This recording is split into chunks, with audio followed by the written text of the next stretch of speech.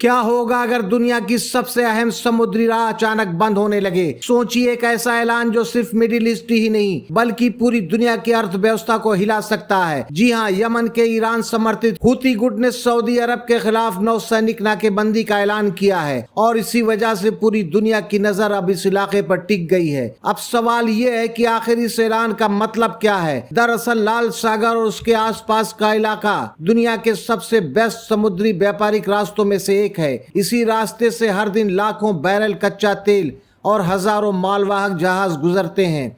अगर इस रास्ते पर तनाव बढ़ता है या जहाजों की आवाजाही प्रभावित होती है तो इसका सीधा असर तेल की सप्लाई और अंतर्राष्ट्रीय व्यापार पर पड़ सकता है। लेकिन कहानी यही खत्म नहीं होती। पिछले कई महीनों से हूती इस इलाके के जहाजों को निशाना बनाते रहे हैं। इसी वजह से कई बड़ी शिपिंग कंपनियां पहले ही अपने जहाजों का रास्ता बदल चुकी हैं, जिससे सामान पहुंचने में ज्यादा वक्त और ज्यादा खर्चा लग रहा है। अगर सऊदी अरब के खिलाफ घोषित ये नाकेबंदी और गंभीर रूप लेती है तो हालात और भी तनावपूर्ण हो सकते हैं। हालांकि अभी ये साफ नहीं है कि हूती इस नाकेबंदी को कितनी प्रभावी तरह से लागू कर पाएंगे, लेकिन सिर्फ एक ऐलान ने ही वैश्विक बाजारों की चिंता बढ़ा दी है। एक्सपर्ट का मानना है कि अगर संघर्ष और बढ़ता है तो कच्चे तेल की कीमतों में उछाल आ सकता है, शिपिंग महंगी हो सकती है और कई देशों की अर्थव्यवस्था पर दबाव बढ़ सकता है। अब पूरी दुनिया की निगाह इस बात पर टिकी है कि सऊदी अरब, अमेरिका और उनके सहयोगी देश इस चुनौती का जवाब क्या देंगे।